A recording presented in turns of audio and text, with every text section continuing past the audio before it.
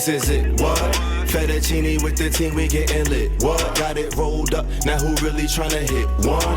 Puff, puff, then we pass. Then we pass. Then we pass. This is it, what? Fettuccine with the team, we getting lit. What? Got it rolled up.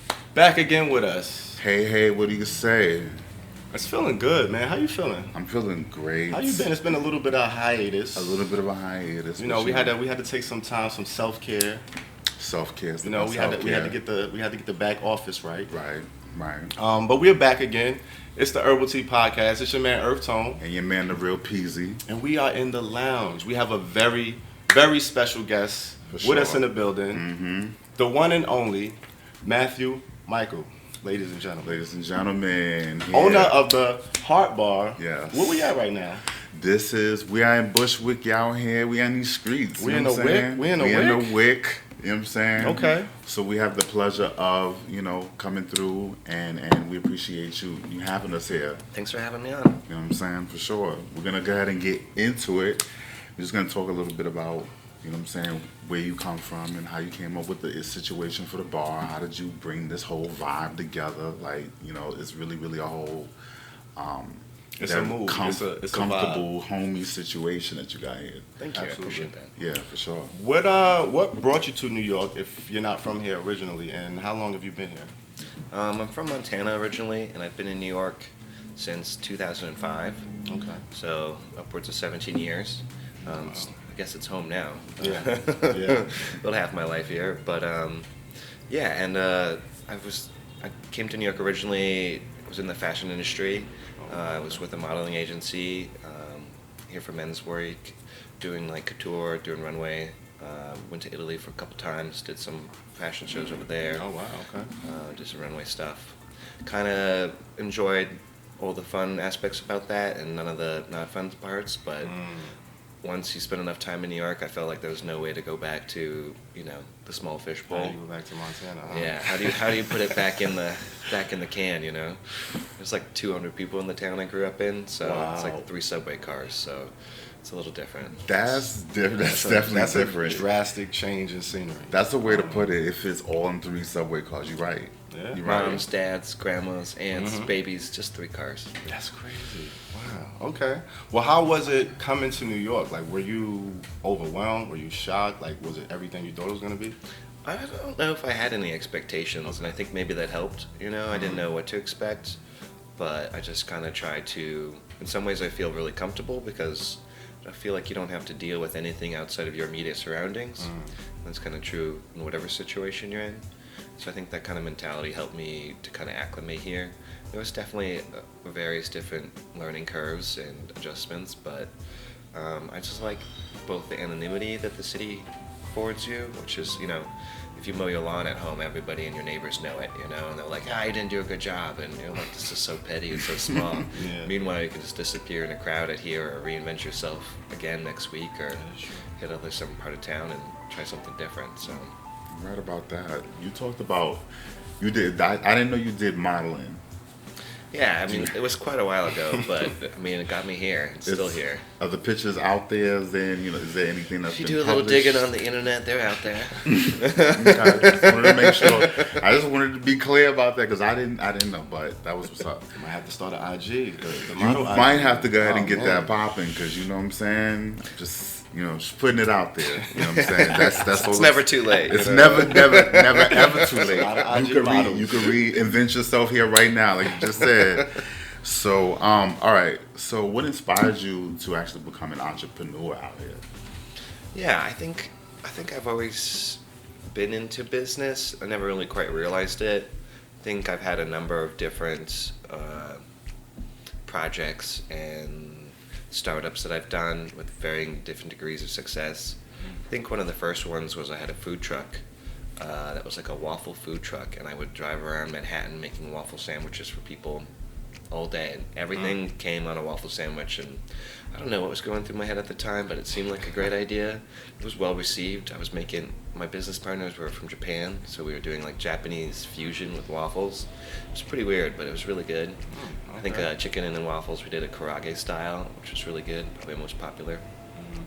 Did that for a little bit, and then eventually realized hated cooking food and didn't want to be in a food truck all day every day. I like the concept and birthing a project, It's a lot but of work. yeah, it's a lot to maintain something, especially when the honeymoon phase wears off and you're like, all right, this isn't pleasure, this is just work. Yeah.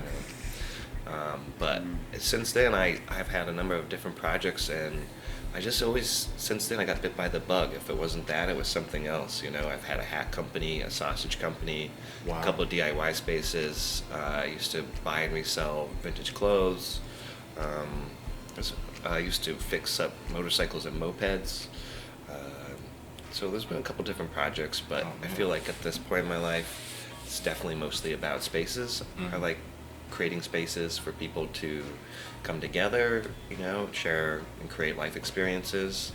So I think that this is my third space. I'm working on a fourth space, and I seem to really enjoy it.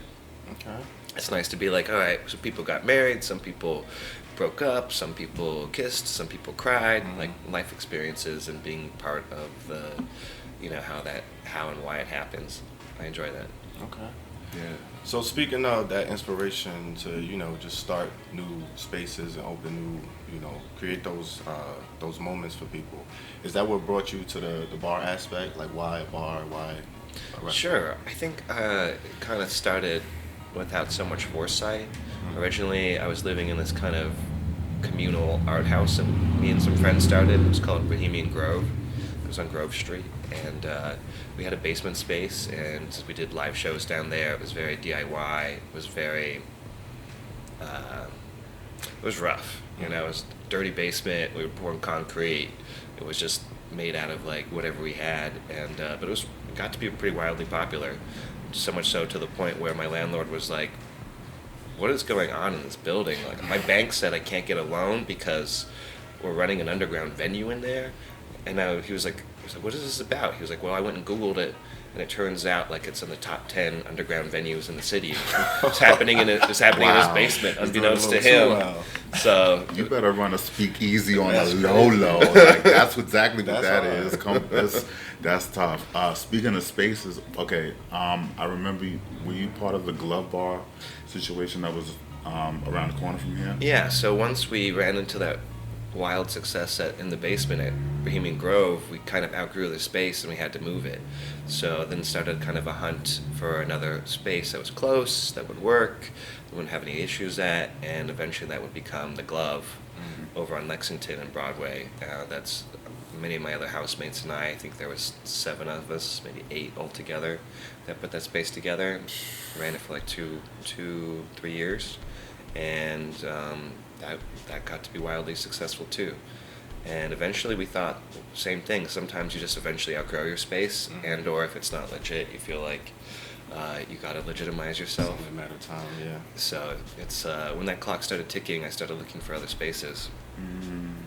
And actually just kind of accidentally found this place. It's kind of a crazy story. I had put out some feelers through a real estate agent and looked at some spaces. They were all kind of terrible, nothing that really like grabbed my heart. And she calls me one day and she's like, man, I've got the perfect space for you.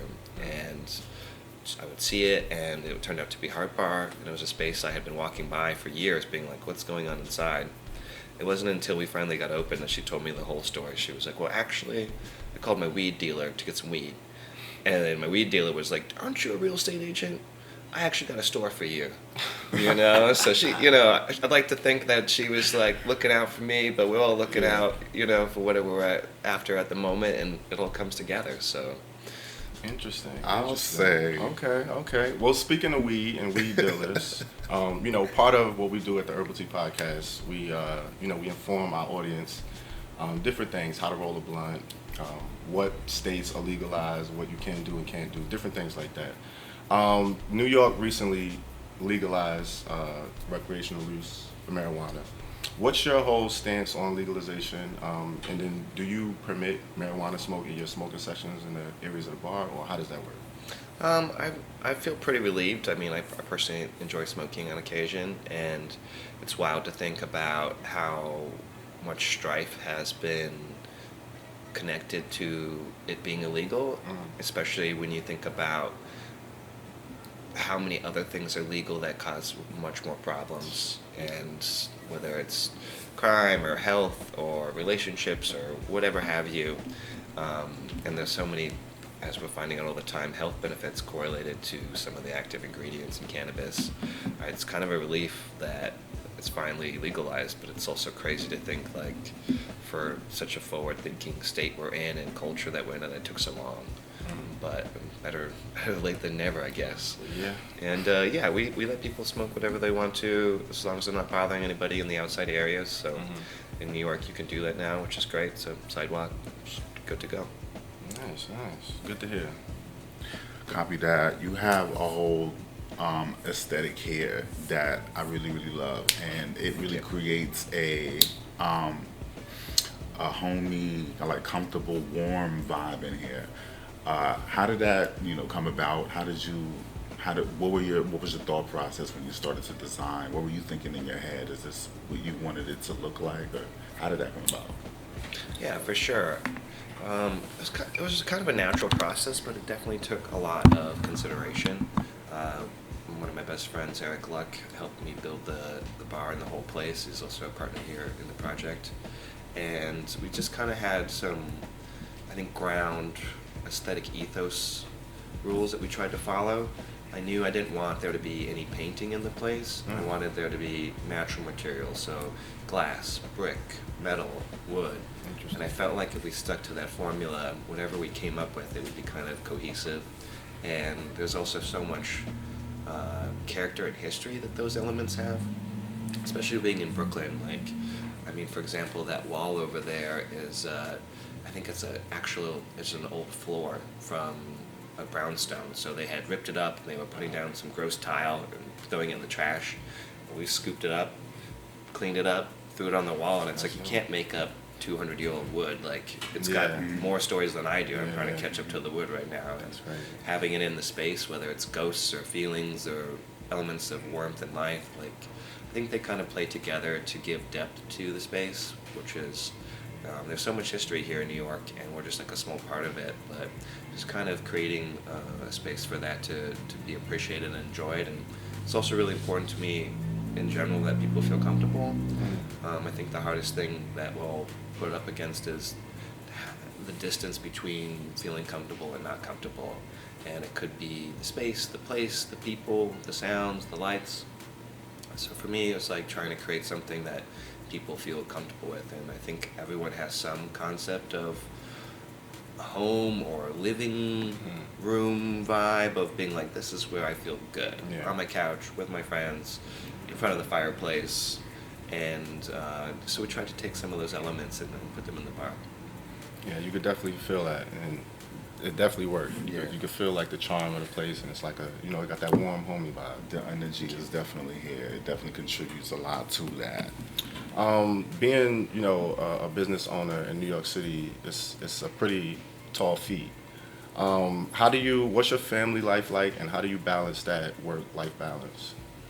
I would say the balancing act is very difficult. I'm very fortunate to have a lot of great people in my life, friends and family, and in New York sometimes they become the same thing. And I have a lot of help, a lot of really good help that makes it possible, from the top of the team all the way to the bottom of the team. Like, everyone's super important and crucial, and without any component, it wouldn't work.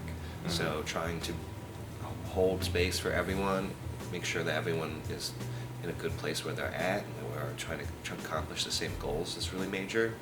I'm also lucky enough that my girlfriend is very patient, and she likes what I'm doing and been doing, and is very supportive of it. But honestly, if I was, a dad of 3, I think this would be impossible. So this bar is my first baby, and if there's another baby, it'll probably be another bar. It's very consuming, but very rewarding as well. Speaking of other babies and other bars, word in the community, word on the street out here is that you might be opening up another situation. Would you be able to confirm that? Yeah. I think at this point I can confirm that's happening. Wow. We're hoping to open in the next 3 or 4 weeks. It's been a very challenging project. This one, I knew I wanted to do a neighborhood bar that was going to be for people in the area that lived within a few blocks. And over the years, I've met so many neighbors in a few blocks radius, and this is like the local watering hole. The new project's over on Troutman and Wyckoff, and it's a pretty different spin from this. We're going for like a elevated kind of cocktail lounge over there. So the aesthetic's quite a bit different. It's a bit, it's kind of got a postmodern look, and it's not as rustic as this place is. And it's very streamlined, so I didn't want to do the same thing as much as I love this aesthetic. I mean, it's always easy to do the same thing again, but I felt like let's mix it up. Let's create a space that there might not be already several of, and see if there's a group of people who really connect to that. So that's the goal. We'll be doing a lot of dancing over there. The name of the bar would be called Lovejoys. Lovejoys. Nice. See? Okay. Yeah. I like that. What do you, you kind of hinted towards it, but what do you feel Hart Bars, in particular, their impact has been on the community? You mentioned, about the neighbors and it being a local watering hole. Bars like this depend a lot on the communities, that they're in. So how do you feel that relationship is with the community? I feel it's pretty good. I mean, there's obviously challenges to any of that. I don't think anyone approves of everything, regardless whether you're a restaurant or a retail outlet. There would be people who are big fans of you, and people who aren't fans, and people who don't even know or care. Yeah. And I think it's a combination of that. I think the people who participate or like to go out to bars really enjoy it.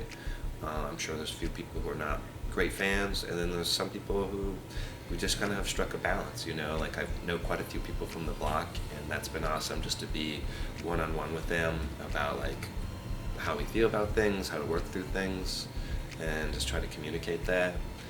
Most of all, I just like seeing people's regular faces, and after a while, you both know that neither of you are going anywhere, so you got to work together and try to communicate that, and get on the same page. Okay. Not going nowhere.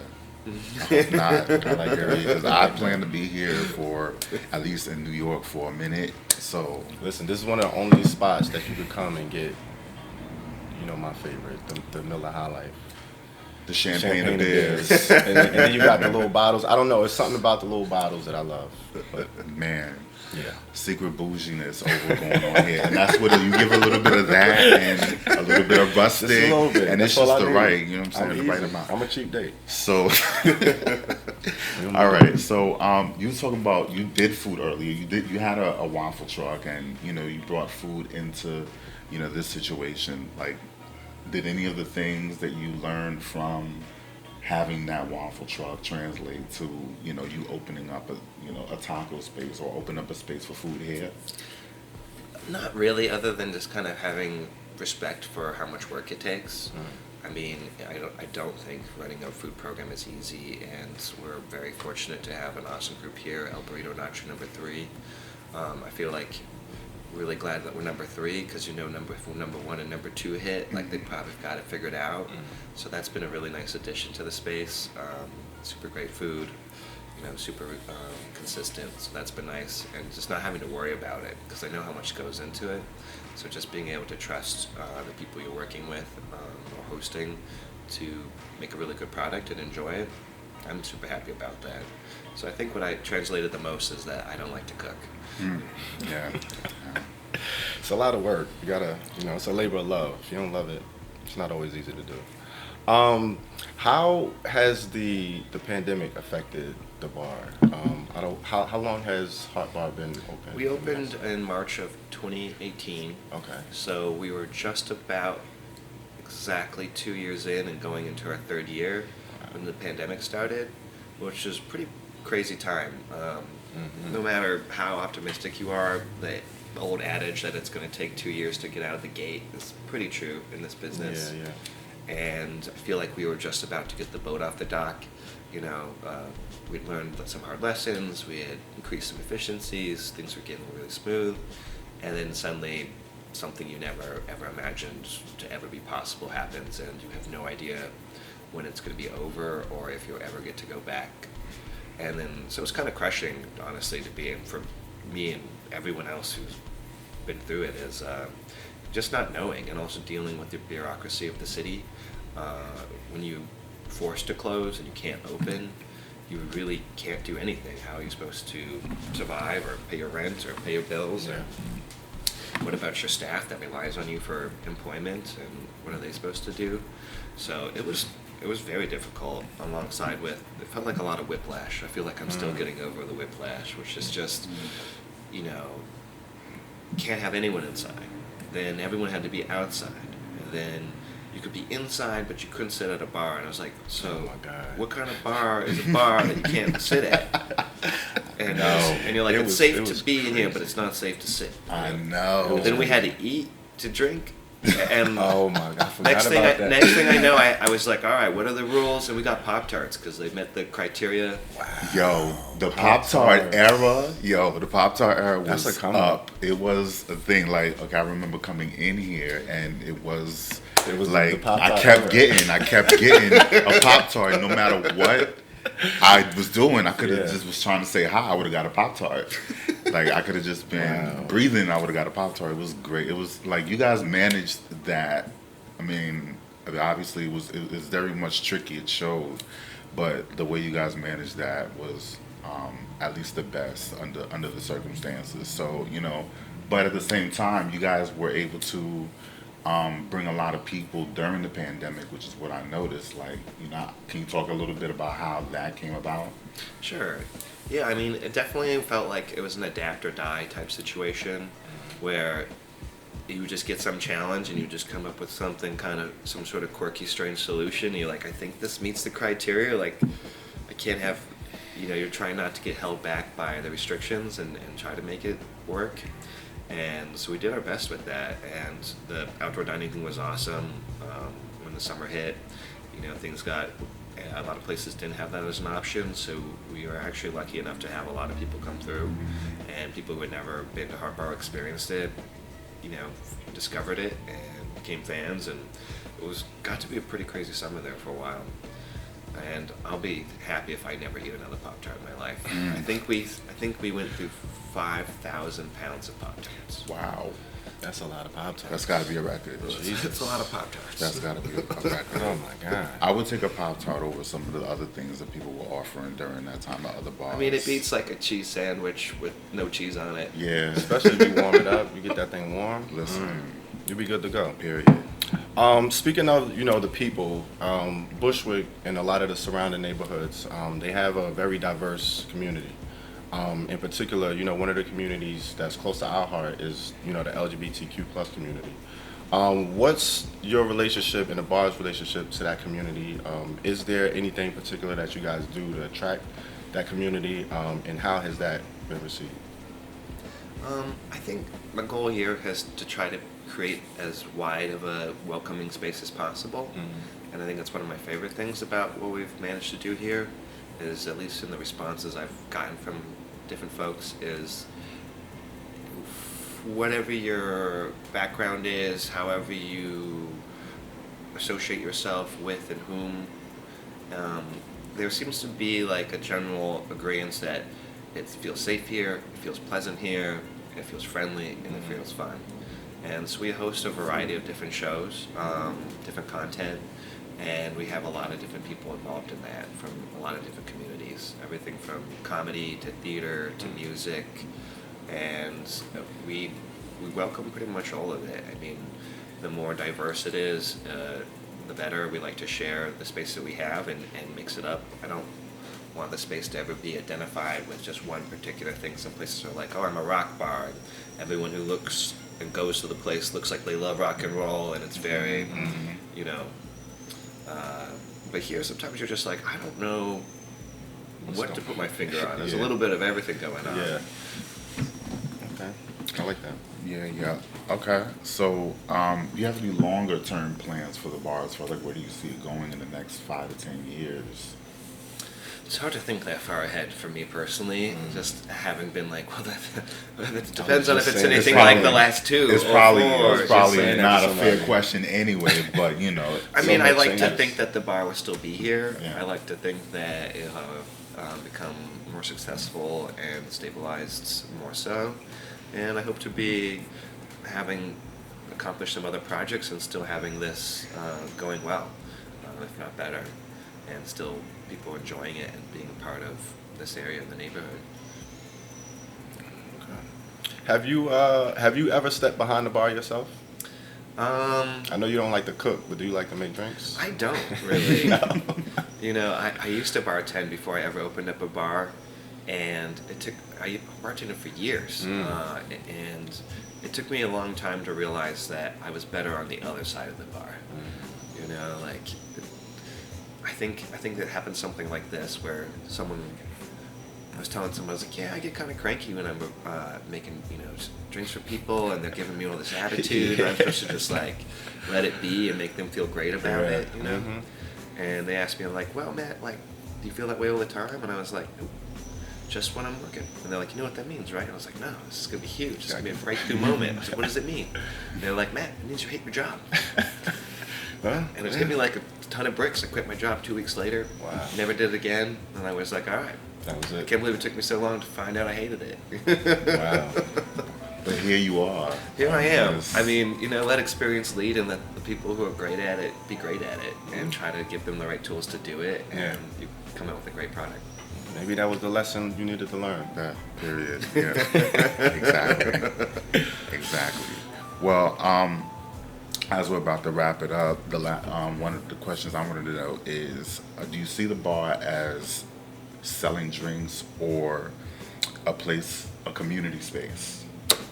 For sure. I think it's definitely the latter. Everyone can just buy drinks at the grocery store or the liquor store and drink it at home. That's not why people come here, which is probably the most amazing thing, is that the drinks are just kind of an excuse associated with the coming together of people. I think the thing about the bar is it's a place to meet up, and that's what's interesting about the idea of the word pub. It comes from public house. That's this idea where people historically for many years have come together to share news or information, or to speak their minds or ideas, or make future plans. And I still feel like it serves that purpose. And I think a lot of that happens. We're so caught up in our daily lives with what we have to do, pay the bills, go to work, get the check, take care of our obligations. If we don't make time or find space to have more of an existence of experience, I feel like we're not doing ourselves the full service of what the life experience is, which is, besides the stuff we have to do, what else is there? There's a lot of things we want to do, or just even enjoying our time and our space and our friendships and our relationships. Yeah. So for me, I feel like that is the most significant part of the bar, and the part that I love about it. We've had a few people propose to each other, a couple weddings have been here, various different things have been birthed here, ideas, trips, dreams, and just thinking of all the interactions that wouldn't have happened if the space weren't here, it makes me feel in a positive fashion that we accomplished something good here.